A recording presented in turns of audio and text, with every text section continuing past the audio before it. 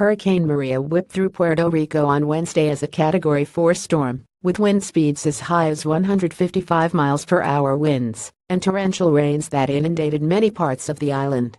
The hurricane, considered to be the strongest to hit the island since 1932, left the entire place, with a population of some 3.4 million people, without power, a situation officials in Puerto Rico Governor Ricardo Rossello said could last for several months. Roofs of numerous buildings were blown away, and properties and houses in capital San Juan were damaged as the hurricane tore through the unincorporated territory of the U.S. The extent of the damage on the island was still being surveyed as the eye of the storm moved offshore overnight, but the danger still remained Thursday. Amidst the destruction, a Twitter user posted a photo on her account showing a property whose roof was blown off by the strong winds. However, a photo of Jesus stayed intact and nailed to the wall. Social media users were quick to react to the photo, mocking it and expressing surprise and saying that Jesus was as tough as nails. Meanwhile, Rossello told CNN on Wednesday night that the entire power system in Puerto Rico was down and no one on the island has access to power from utilities. Puerto Rico, a territory which has been through a long recession and has been in severe debt, has a power grid that is a little bit old, mishandled and weak, Rossello told CNN. It depends on the damage to the infrastructure, he said. I'm afraid it's probably going to be severe. If it is, we're looking at months as opposed to weeks or days.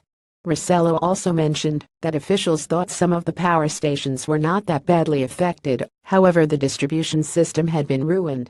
The governor said that chances were likely that the power could get restored sooner if the transmission lines were in a better shape than thought. San Juan Mayor Carmen Yulín Cruz said the devastation caused by the storm in the capital city was unlike any she had ever seen in years, NBC News reported. The San Juan that we knew yesterday is no longer there, Cruz said. We're looking at 4 to 6 months without electricity. The National Hurricane Center predicted life-threatening flooding in the area from up to 25 inches of rain in the coming days. President Donald Trump approved a federal disaster declaration for Puerto Rico, the White House said Wednesday. On Tuesday evening, the president had called Maria a monster hurricane and tweeted to Puerto Ricans to be careful. Our hearts are with you. We'll be there to help. Rossello said they had information about one person being dead in the storm when a board was ripped from a house it had been nailed to by the strong winds and then hit a man. He said there might be other casualties, but they do not know yet as it was hard to communicate, CNN reported. We still don't have a lot of information, he said. We're virtually disconnected in terms of communications with the southeast part of the island.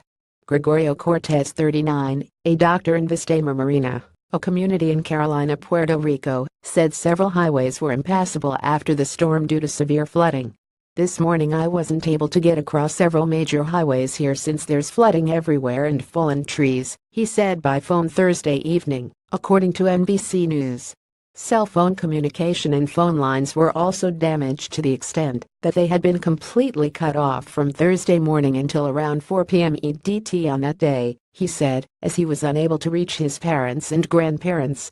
It's a feeling of impotence that you want to do so much and you can do so little, he said.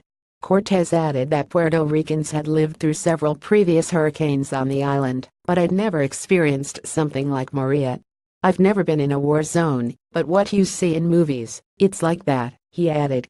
Meanwhile, the death toll from Maria has risen to at least 15 on the small Caribbean island of Dominica, according to Prime Minister Roosevelt Scarrett.